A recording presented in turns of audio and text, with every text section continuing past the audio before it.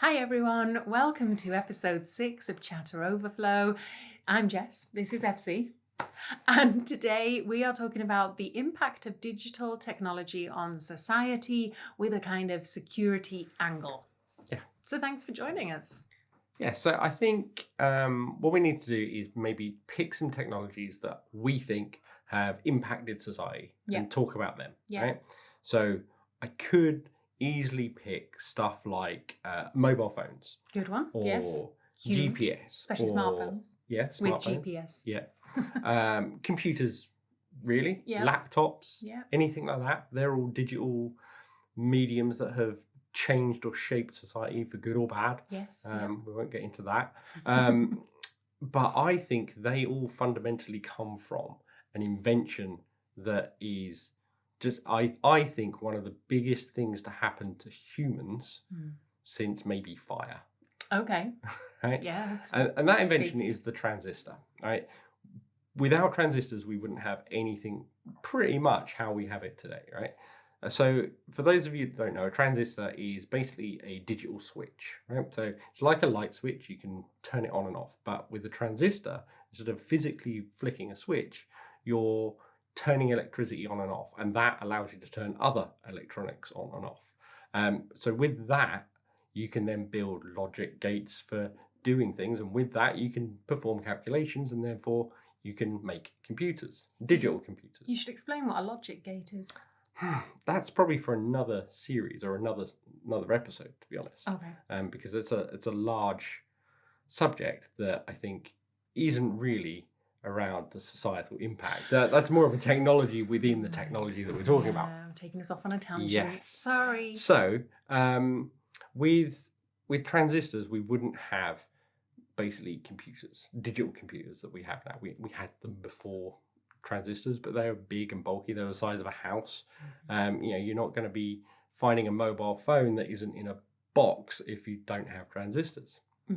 So I think transistors are one of the most impactful things that we've ever invented as humans. I was very lucky to see a copy of the original transistor in a museum in San Francisco when I was there at the beginning of the year, before this all kicked off. And it's fascinating. It literally stood about this high, so about the size of my head.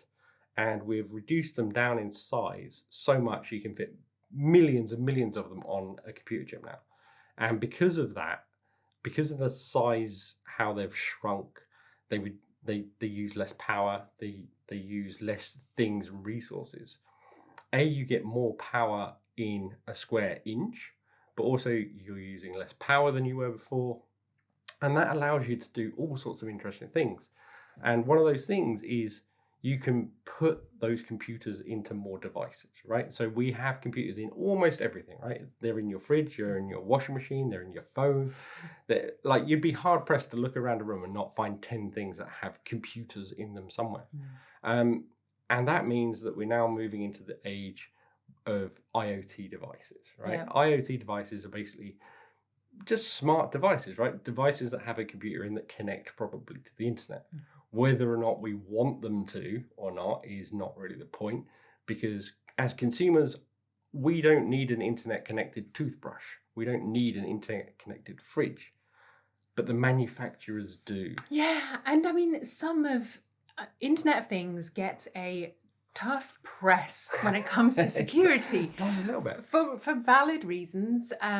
There's often not great security built into Internet of Things devices. Often security is the last thing to be thought of, if it's thought of at all in the manufacturing of Internet of Things devices. But there are use cases for Internet of Things. Some Internet of Things can be great in terms of convenience, being able to control your heating from your phone or your lighting from your phone. For some people, that can be really helpful. And also, Internet of Things can be very helpful for people with disabilities. Yeah. That I think we have to recognise that actually enhancing the lives of people, it's massive. Exactly. And we need to think about all sorts of different people when we consider technology. And so when we think of IoT, we can dismiss it because of the security issues, but we do also have to recognise the benefits. Yeah. However, I think there is a valid point you're making, which is that sometimes Internet of Things is not driven by what people want. It's driven by what the manufacturers want us to have so they can collect data. Yeah, exactly. It's all about collecting data for them. They want to know, do people on the East Coast of America buy this type of toothbrush or that type of toothbrush? How are they going to put their logistics of where they're manufacturing things, how they're moving things across the countries, etc. Sure. What are we putting in our fridges? Exactly. How often are we buying stuff? When do we stock up on stuff? That's all very valuable data that can be sold on. Yeah, exactly. One thing with the security is the reason it's not in a lot of devices is not because the manufacturer's like, now we can't bother. In a way it is anyway, because security is really expensive. No matter where you put it, it's always, as you get it further along the line from basically first design to product, the further along that line you go, the more expensive security is to retroactively fit in. And to be honest, consumers don't want to pay the premium of security because they don't see the real benefit to them. They're like, oh, I just want the internet connected toothbrush because it does cool things, or my Bluetooth mug that plays songs. They don't care about the security of it, which is going to cost twice as much. Well, they don't. A lot of consumers don't know. We're not making it very easy for consumers to understand. And I think a lot of consumers have an expectation that when they buy something, it is automatically safe and secure. Exactly. Which I think is a reasonable expectation. And a lot of consumers would probably be surprised to know that actually the devices they're buying don't have digital security built into them. Yeah. Actually, you have a really good analogy about sofas, actually, with security. Yeah. If I remember correctly. You do. Oh, thank God.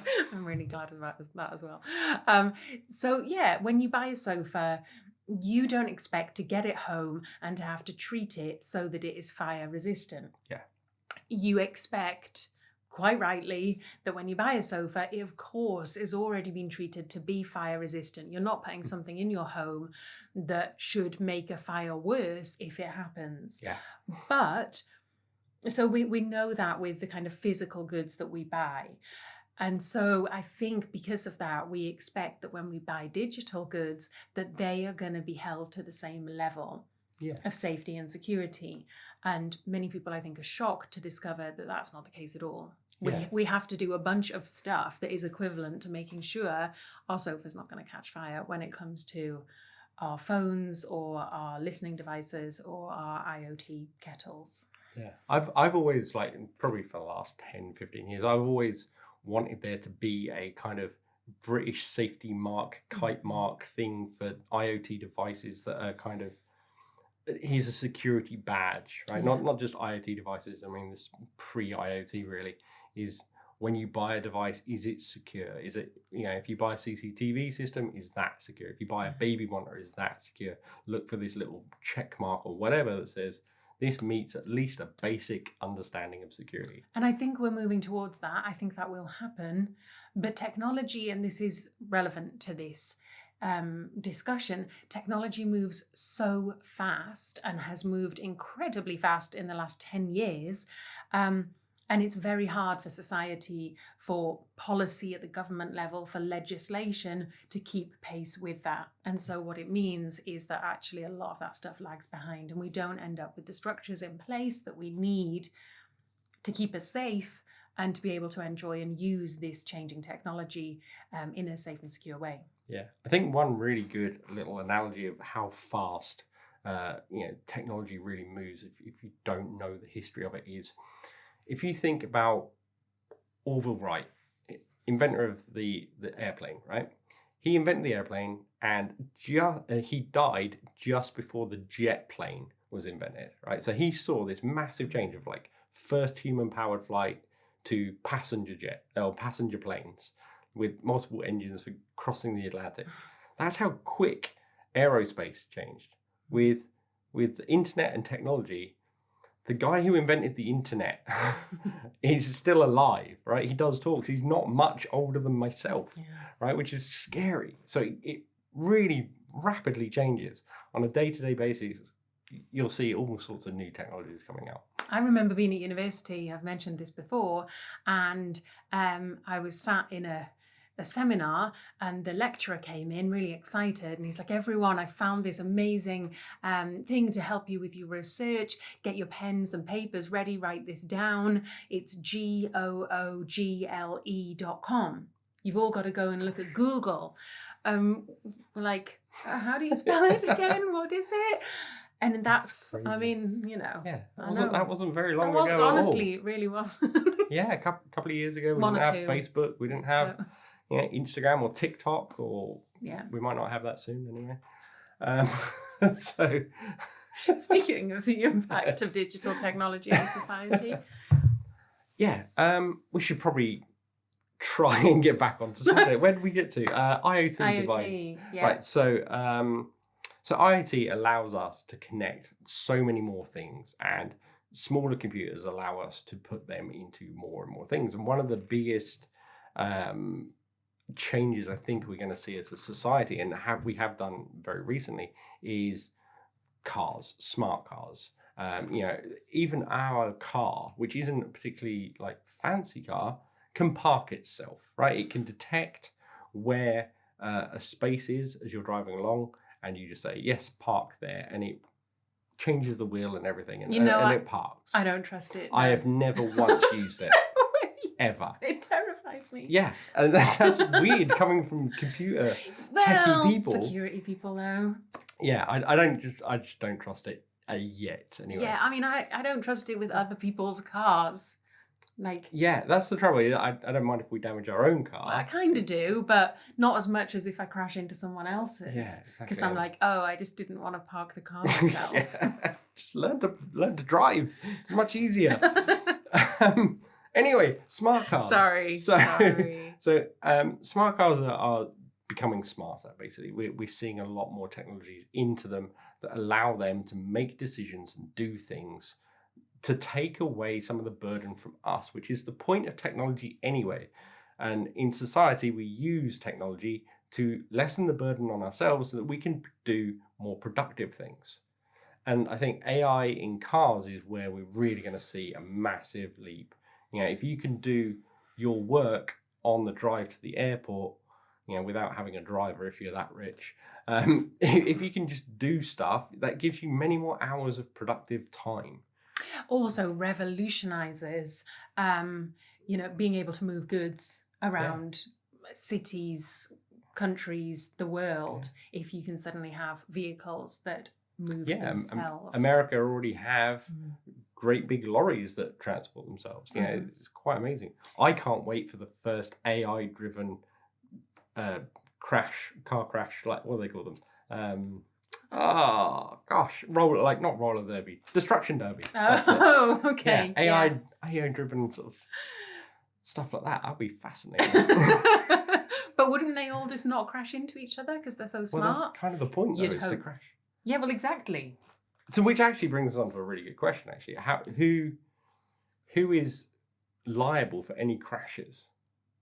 So, if you're creating software to go into a car that makes decisions about what it should drive into or not, then if you crash, then is the software developer owner of the car, the manufacturer? I'm totally might be wrong about this. I think the way they have it now is that there is still liability on the person driving the car. They basically say you can't just let it drive and not pay any attention. I think. Yeah. Fact check me on that. Yeah. Don't just take my word for it.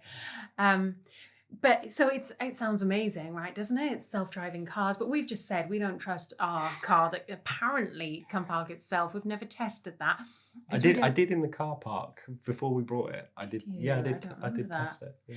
I've never tested it, but I don't quite trust it to work. And we have a valid reason as humans not to necessarily trust AI and to be cautious about how much we use AI. In fact, IBM earlier this year said it would no longer work on or offer facial recognition technology. And they said this is because of potential issues with human rights and because of issues with bias, ongoing findings around bias according to age, gender, ethnicity with facial recognition technology. So yeah, IBM has said they're not going to I'm not going to work on it anymore. Wow. In some areas anyway, at least. And this is based on very many years of findings. For example, researchers at MIT who have found that a lot of facial recognition technology by huge companies, by the way, actually will recognize light-skinned men and will fail to recognize darker-skinned women. So that's obviously bad, that's obviously bias, but if we think, as the MIT researchers did, we think about that in context. We've just been talking about self-driving cars and how they could use AI. Gosh, imagine I had never thought about a that. facial recognition AI system in a self-driving car that only recognizes white men and doesn't recognize people of a darker skin and doesn't recognize women of a darker skin. That can have huge human ramifications. And we have to ask why this is. So why do we have AI like that? AI, we call it AI, artificial intelligence, makes it sound like it's teaching itself, but really there's humans programming this, and it is human bias that ends up being passed on to the AI. And because AI is based on the data that goes in. You train it according to what you show it, the data that you give it. If you give it rubbish data, it's going to come out with rubbish. If you show it data based on a certain demographic, in this case white men, then it is going to be biased towards recognizing white men. There was actually a really good experiment done by, I think it's Microsoft, where they made a Twitter bot. Yes. And they fed it data from Reddit. Yeah. Which is a great site. It's also a bad site. Was it Microsoft or was it Google? I can't remember. I can't remember. Yeah. Someone fact check us. They fed all they allowed it to learn from Reddit posts, and within minutes the Twitter bot just became just the worst type of person. And we're not saying anything bad about Reddit, but it just shows that you have to be careful with what you feed a system like that so that it can learn from. Yeah, absolutely. And there's been loads of stuff showing this. In, I think it was 2015, research was conducted on Google image search. If you do a search for CEO, what do you find? And they found that I think only 11% of the results showed women. Wow. And Google adverts were also found, I think the same year, but by a different research team, to show high income jobs to male job seekers way more than women. So there we have bias, AI bias, that is reinforcing bias that we're already trying to tackle in society. And so if we don't think about this stuff really, really carefully, then actually what we might see is that the issues and some of the prejudices we're already trying to dismantle in society actually potentially can become worse. For example, we do this series for anyone who wants to learn about cybersecurity, but we're particularly focused on younger people and people who might be at school, kids who are trying to learn. Well, you can't have missed the news this year in the UK when we saw in August 2020 lots of reports about the algorithm that was effectively downgrading the A-level results of many young people in the UK, in England, looking to potentially go to university and relying on those A-level results. What we had there was an algorithm that was trained to give an individual A-level results based on not just their past performance, but also the past performance of the school. So what happened? And again, how did they not think about this? I didn't know this. I didn't know the background to this. Yeah. I just knew the result of it. Yeah. So the background of it is that the people who came up with the algorithm decided in their logic that they would base it on not just what the student had been, what results they'd got in their coursework, their mock exams, but also what was the average score, I think, from the year before in the school, or what were the results from the year before in that school. So if you have a student that performs better than their school, or if you have a school that has really improved over the last year, those students are still punished. If you have students that are at a school where they're not doing as well, but the school is doing better, they were upgraded. And the people who create the algorithm didn't think about what that would mean societally. That's incredible. It's pretty. Like, how does that even get through peer review? Yeah. Like, I don't know. Maybe God. they didn't have much time. They didn't think about it through. And what this shows is the bad things that can happen, including very much in digital technology, that can have a huge social impact if you don't have a diverse team creating, testing, consulting on that technology.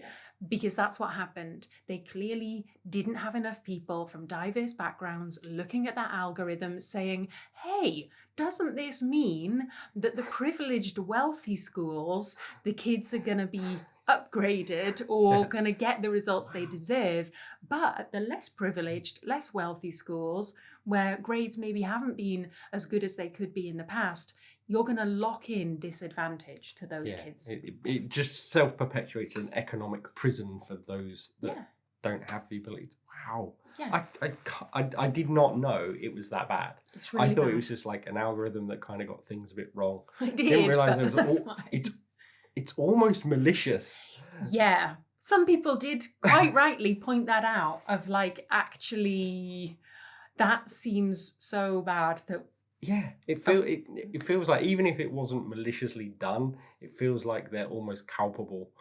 It's such an oversight, and it's shocking that that was allowed to happen. What is great is that so many people made their voice heard. There were so many protests. A lot of young people, really stood up for themselves, quite rightly. People of all ages. There was lots of reporting on it. The press, many people in the press made it known that this is not acceptable and, really reported well on what had happened so that thankfully those kids weren't stuck with those downgraded results. So I actually think that shows the good side of the digital mechanisms we have, because without all that social media ability, we wouldn't have had a way to fight back against other digital. Oh my God, it definitely helps. Cyber war. Well, it's it is. It's like you got algorithms on one side and social media networks on the other side. That could be a great animation. Yeah, there could be. It's like we'll animate something really cool there. No, it won't. There's some pressure on you there, Rich. But I think that there's something to be said about how digital mechanisms help us cope as a society and push back on stuff like that. Yeah, and I think totally push back on stuff like that. Absolutely, you're right. Social media can be criticized a lot, but it can give people a voice, and people who maybe haven't had a voice in the past are able to have a voice through social media. And you're right, this year, 2020. God, will it ever end? But, helping us get through it is technology. Let's look at this. We normally would be going into schools, trying to kind of raise awareness of cybersecurity, trying to share some of the stuff that we work on and think about. And we're not able to do that physically at the minute. So we've been doing it via video, as have so many other people. We've been able to connect with family and friends. We've been able to carry on with learning, with working. Many people who are lucky enough to be able to carry on engaging in loads of stuff in society that people in every other pandemic in history have not been able to do. Yeah.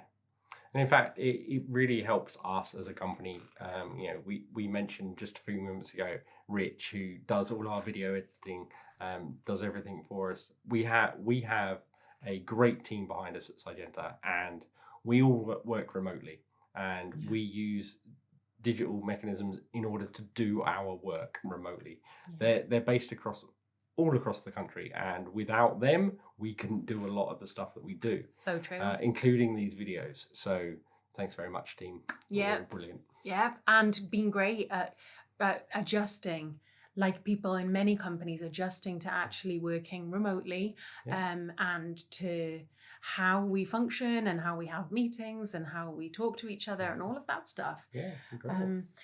So it goes to show that actually technology, I think it's how we use it, isn't it? Yeah, it's like everything. You can make a gun and it could be good or bad use. Or you could make a car and it could be good or bad use. Or you can make a mobile phone and it could be used for good or bad. Yeah. So it really comes down to humans and how we use that technology. Absolutely. And it's also about thinking about what we're using that technology for, how it could be misused, and also how there could be unintended consequences. Because a lot of that stuff with bias around AI, around algorithms, it's not necessarily that it's malicious, but it's just people haven't thought about the unintended consequences. Yeah.